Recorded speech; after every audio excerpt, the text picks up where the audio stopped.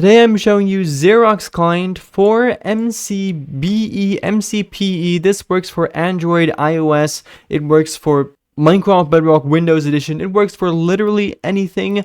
Why? Well, it's not technically a client, it's a texture pack, but it's a good one at that. So I'm going to be showing you how to do this on my Windows laptop. If you're on an iOS device or on an Android device, then you should be able to follow along in the exact same way.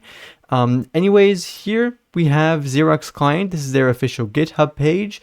They have no current releases, meaning we need to download this ourselves. So to get this, you want to head over to the green code button. If you're on mobile, you might need to scroll down a little further, and then you want to select the download zip option. Now, as you can see in my downloads, I have the Xerox Client main zip file. If you also have that, you want to go ahead and rename it, remove the .zip from the end, and replace it with .mcpack. If you're on PC and you can't see the .zip at the end, you need to go into View, Show, and make sure that you can see file name extensions, as you can see over here.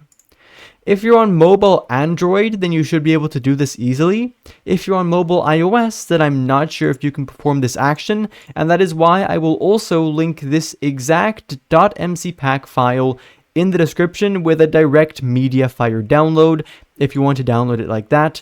This was mainly just to show you that I'm retrieving this from the original source of the client and how you can do that yourself as well. Because in case you didn't realize, Xerox Client is completely open source as well, as you can see. That's just fantastic. Anyways, now to import this into Minecraft, I can simply double click on this file, except if that doesn't work, you want to right click, go to open with, and then select Minecraft over here.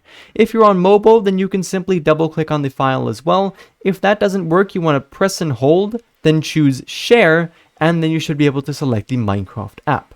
Otherwise, I will also have a texture pack import tutorial linked in the description. Anyways, you guys just saw up here that it's successfully imported, so I can now go into my settings, global resources over here, and enable Xerox Client. As you can see, it is now in the active tab over here. This should work the exact same on all operating systems.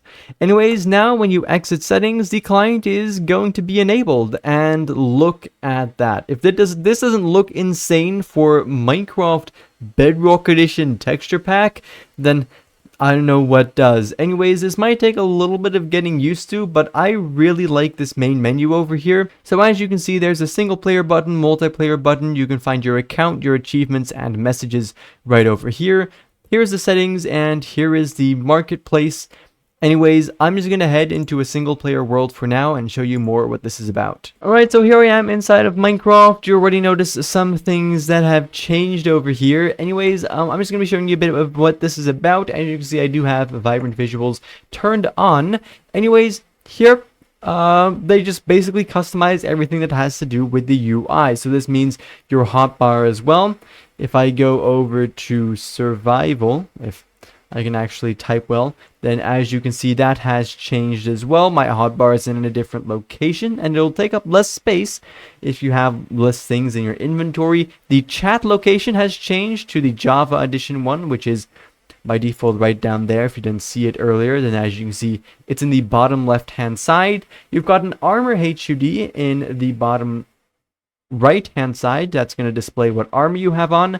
And as you can see, one of the biggest changes is here in the inventory. They basically made this completely clean, and aside from this just being the default survival inventory, you've got the creative inventory on the right hand side over here, making it really easy.